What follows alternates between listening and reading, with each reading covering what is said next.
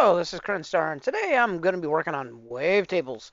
I'm going to probably be using pigments for this exercise. As I'm told, you can pretty much use any synthesizer, and it really helps if you have anything that has like a macro button, something that you adjust, and it adjusts other elements, and it helps cause the wavetable to kind of move. Throughout its snapshots, I guess you can call it. So to start it off, normally I'm basing this on a video by Venus Theory and somebody else I watched. They kind of did the same thing, and it's funny enough in the same software. I'm gonna do it in something else, and I'm just gonna kind of use their methodology, but doing it in my own way. So I'm going to start it off with a single uh, four. Well, it's about 1 bar. Um, sorry, I said four. I was seeing these. It's about 1 bar in length. So like between 1 1 1 2, 1 bar. Um, and what we want to do is we want to do some automation on that. And so we want to target. We need to nice. We need to target something in there in our automation. So we're going to target macro 2 since that's the last thing we did. So with that, we can start with 0 and then slowly scale up. So when we play it,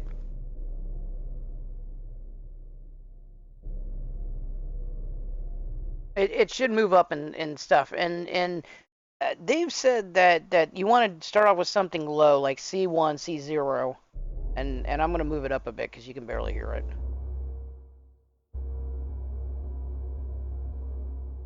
You want to start off with the low one because it gives the most data, I guess. Nice. Um, my kid's playing Xbox. Where? There we go. So basically, when I play this, you should see the release knob going up and down, and it should move something. So basically, if we go to another wavetable, it should with the thing moving up, it should emulate the waves that go back and forth, just like in the position here. So we could technically do this release knob. So this is M2, so we could assign this knob to M2 as an example.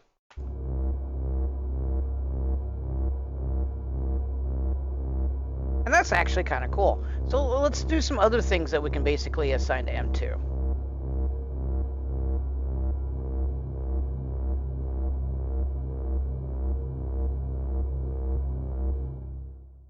That's not changing much.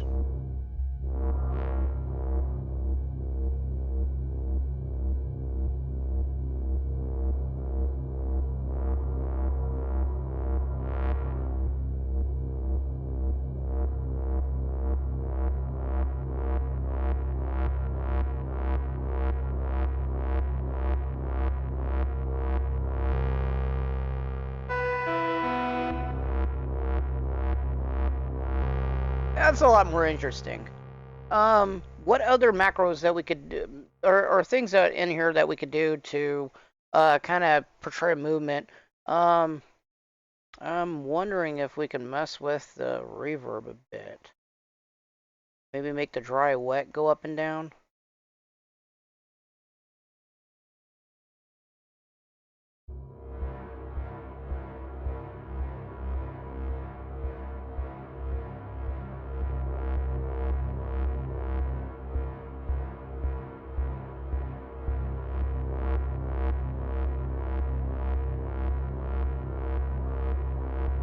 That's not too bad. I don't want to mess with the delay. Um, ooh, distortion maybe? Looks like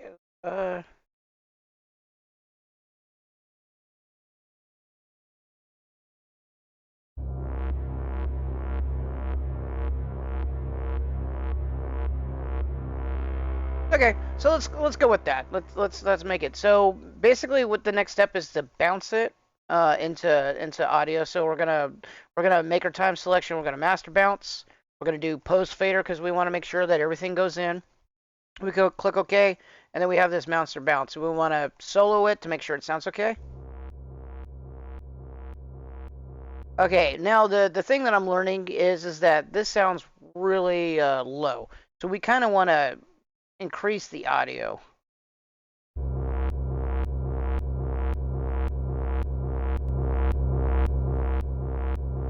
Or what they call normalize it. If I remember right, normalize, you don't have a normalizer in Bitwig. So you have to just increase the gain a little bit. So let's increase the gain. Go to the clip. Oh, there's a way to save the clip, or let's try bouncing it again. Let's bounce it based upon what we're hearing. Post fader.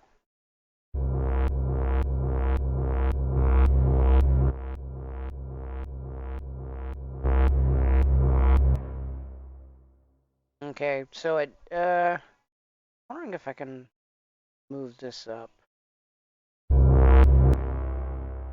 Okay, so mute this, and just solo this, and then do this time bounce. Do we get a bigger?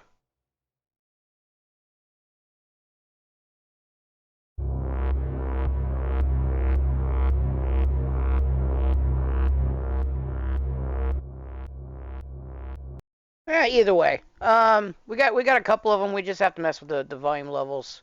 Outside of probably Bitwig or that stuff. So, anyways, we got one. We have the master bounce, and so we're gonna bring in another tool, a free tool, and you guessed it, we're gonna use Vital. You don't know what Vital is? Vital is a wavetable player, editor, and all kinds of stuff. Kind of helps with doing this stuff. And we're gonna go over here. We're gonna go to current project. We're gonna go bounce. We're gonna look for my master bounce. We're gonna drag and drop it and call it a wavetable. See the wavetable here? Pretty cool. And so you got a little bit of movement on there, I guess. So let's see hear how it sounds when we actually play it.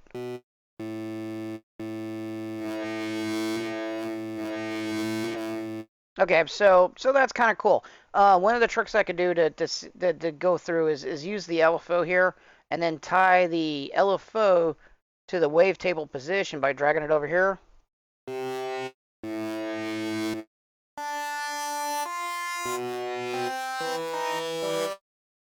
They're kind of cool. It seems kind of weird, and it always does, because basically what it's trying to do is it chopped up the wave that we used into little bitty things, and that's what it looks like.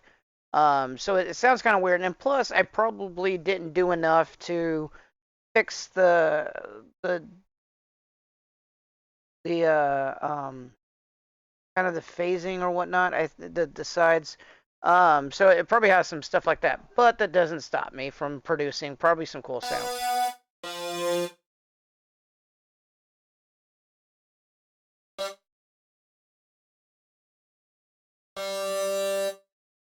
Okay, so I kind of want something a little bit lower in pitch.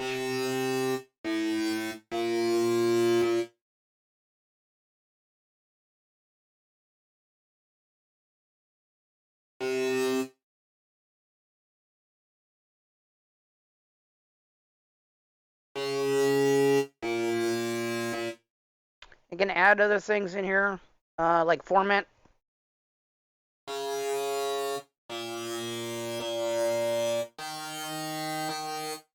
Yeah, it sounds like a little bitty saw. Go with EQ or filter. Let's roll off the high end.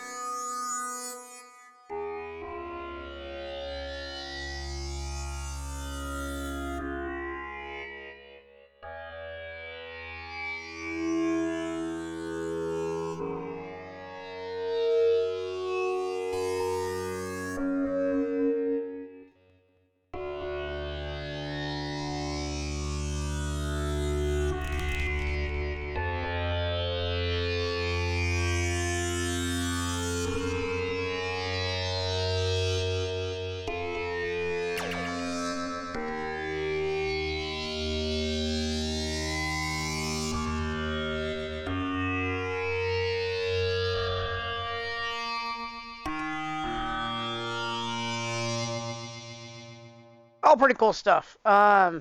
Getting there, you can work with the sound a bit, and that's just what's built in with Vital, messing around with it, not including all of the other type of VST sounds that you get in there to mess around with it. So my current favorite to mess around with is the effects fragments, to give it some other weirdness type of stuff.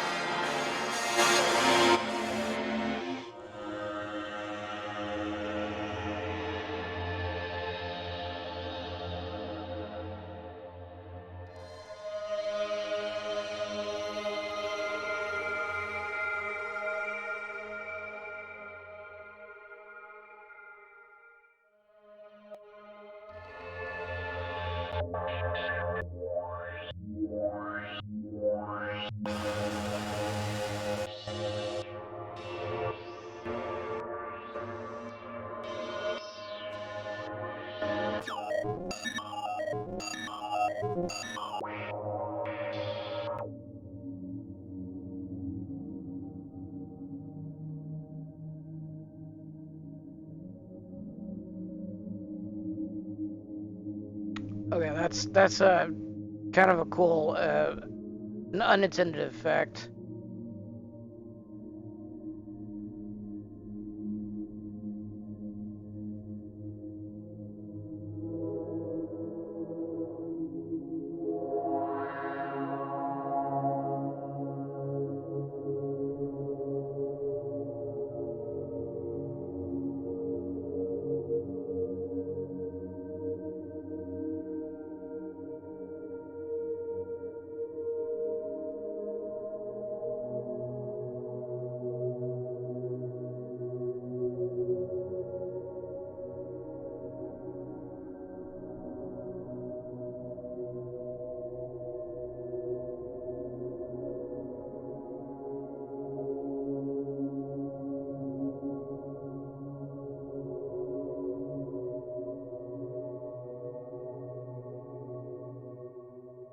So overall, cool stuff.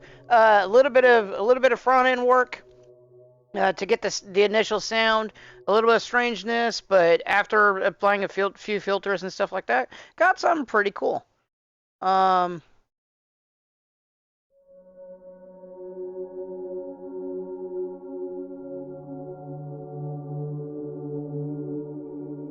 into something that can be used for ambient or chill or just messing around. Big lush pad. You could probably enhance it a bit.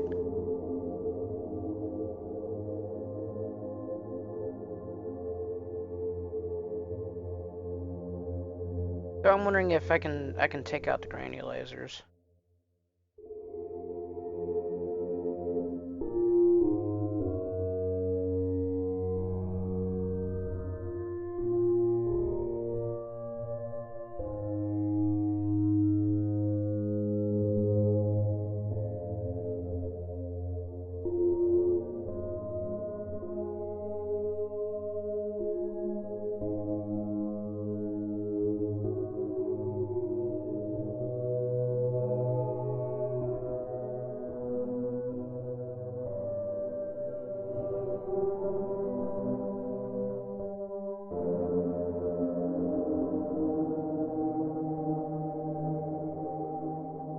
Okay, let me put in some random stuff with narcotic here and take us home on the craziness.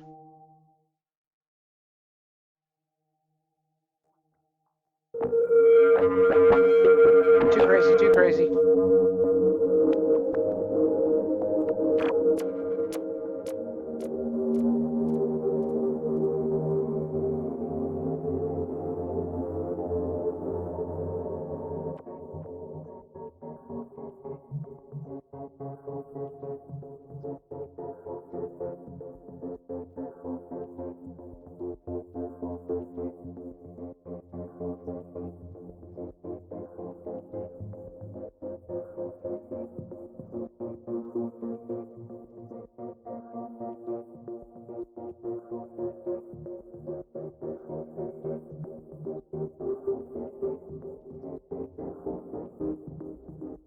Definitely usable.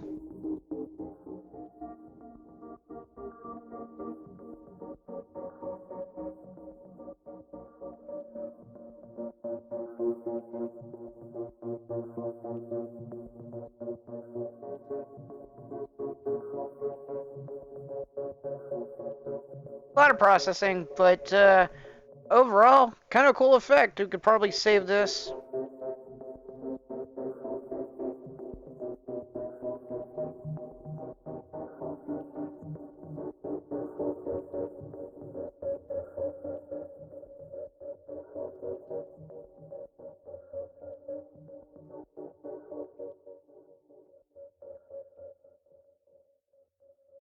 Okay, I'm gonna cut it off. Any rate, the methods that I showed for the wavetable, you can actually play with anything. I could have used the polysynth or any of the Bitwig instruments. You don't have to use pigments. I just added to because it has that level in there that I can mess with as a macro to move stuff. But basically, it's one of those things that you mess around with different sounds, different inputs. You get different outputs, different stuff in there, and then you can tweak it even more. Spend a whole lot of time to get something really. I tend to go pad crazy, so my stuff always turns out to be pads because I just love the sound of them. Um, and think they're cool.